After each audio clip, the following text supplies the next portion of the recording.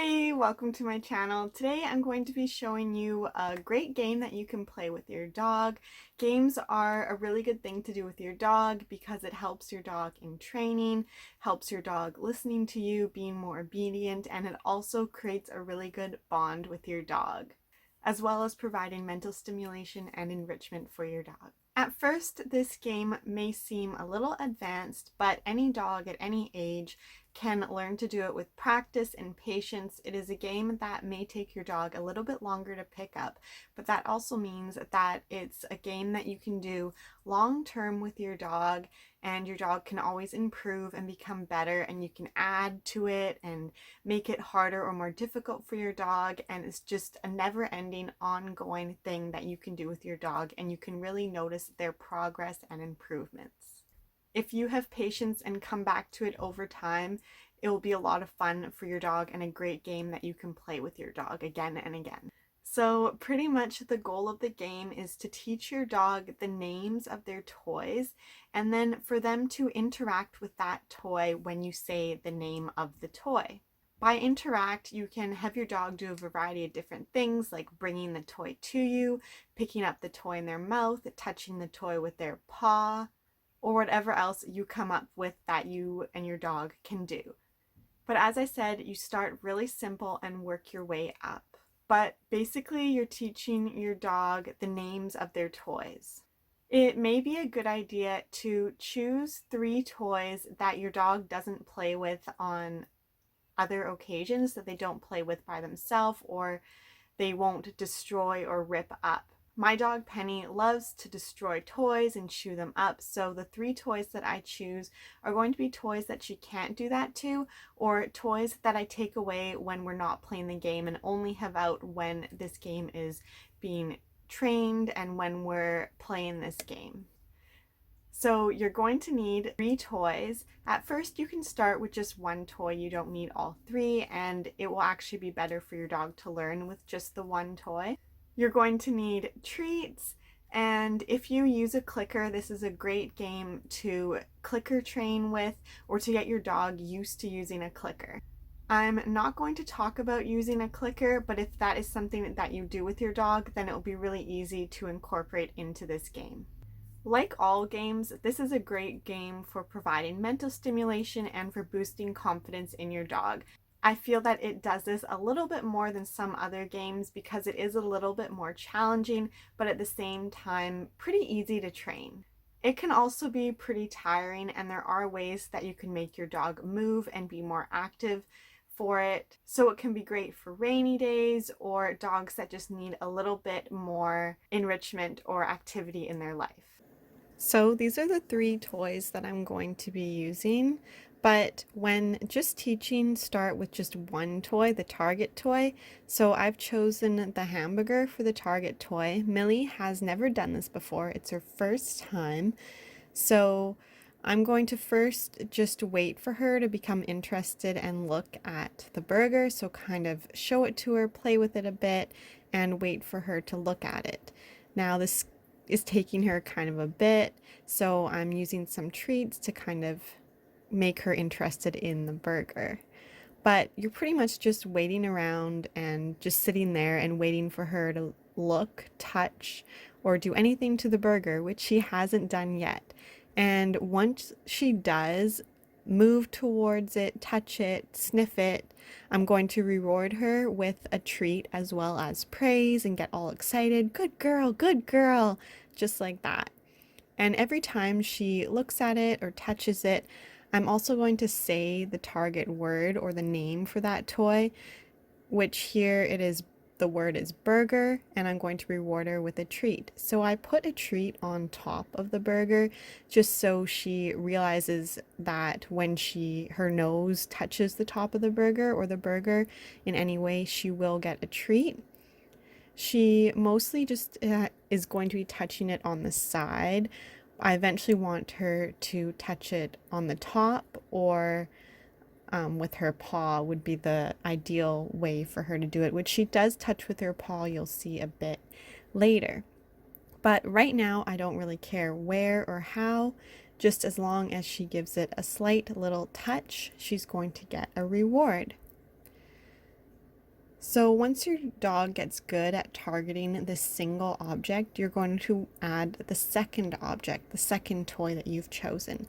But this will probably honestly take a while, depending on your dog, but it will probably take a while to get your dog to realize that every time they touch this toy, this burger, they're going to get a reward. So I'm just showing you how I did that and how Millie picks up on it. It does take her a bit before she realizes, but when you watch, you'll see when she's actually learning, hey, I touch this and I get a cookie. And at first, it's not that important to label the toy as burger or whatever you want to call your toy. But you definitely want to start doing that once they are starting to get the hang of, when I touch this with my nose, I get a treat.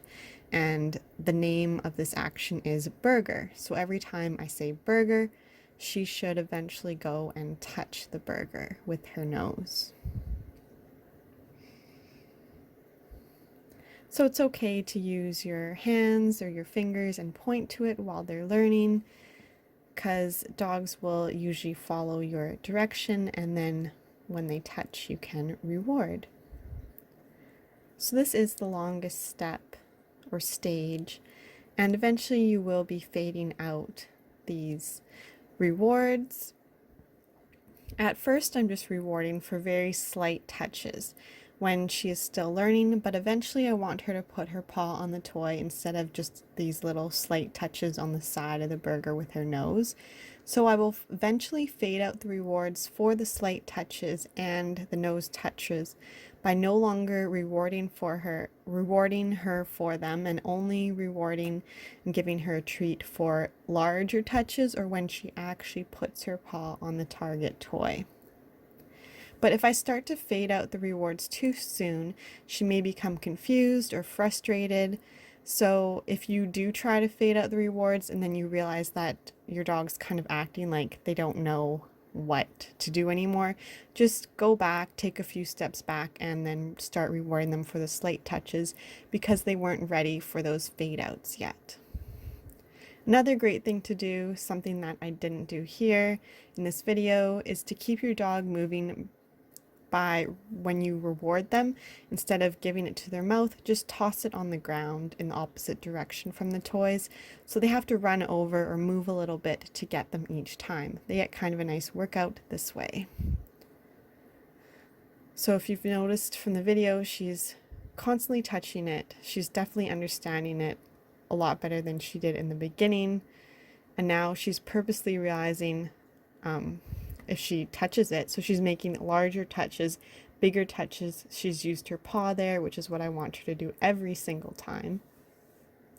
But she still doesn't fully understand the concept. She's definitely getting there though. It will take her a few separate tries on separate days. But here I'm introducing the second object. So once your dog gets good at targeting the single object, add the second one. This may be a little bit early to add the second one, but it's kind of just, I wanted to show you what would happen. So now I'm just going to wait for her to touch the burger and ignore the second object. So she gets nothing when she touches that little cat, and she'll get something when she touches the burger. So you can tell that she's kind of forgotten what she was doing. She was on a roll there with touching the burger, and now she's like, wait, what? How was I getting those treats? So she wasn't quite ready for the second object, but that would be the next step. And then once she gets really good at the burger, then you can introduce your word and your cue for that little cat. So I would do the whole process again with the cat, and eventually she'll know the words for all three of those toys, and I can say touch the burger and she'll touch the burger, touch the cat and she'll touch the cat, touch the monkey and she'll touch the monkey, and I can switch them up and move around. But she has to get really good at one object before starting with the next one.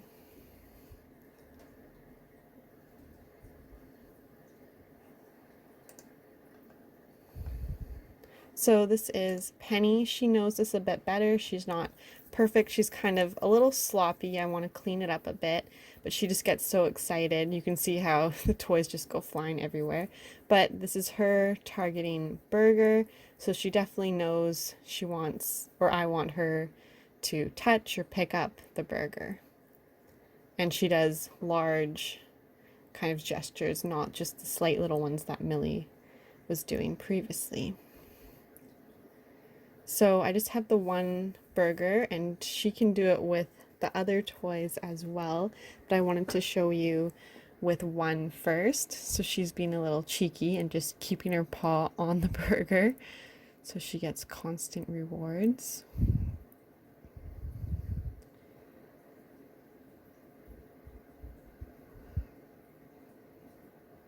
So I'm going to introduce some of the other toys soon and show you.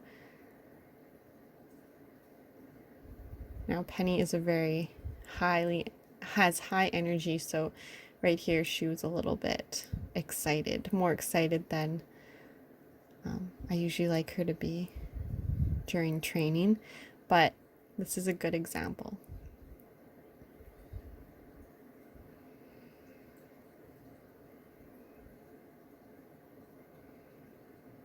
So here are the other toys, the cat and the monkey. And we're going to see if she can give me the toy or touch the toy that I ask for. So at this point, I try and calm her down, get her to just relax a bit and wait for me to give a cue, which she just constantly gives me the burger without waiting. So now I asked for the burger. And with Penny, she's still at the stage where I'll take either her picking it up, she kind of picks it up and throws it at me, or if she just touches, whatever she wants to do, as long as she's making contact and interaction with the correct toy.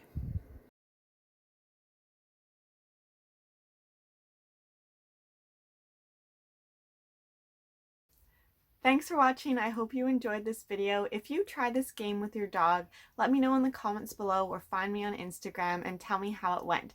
And I'll see you in the next video. Bye.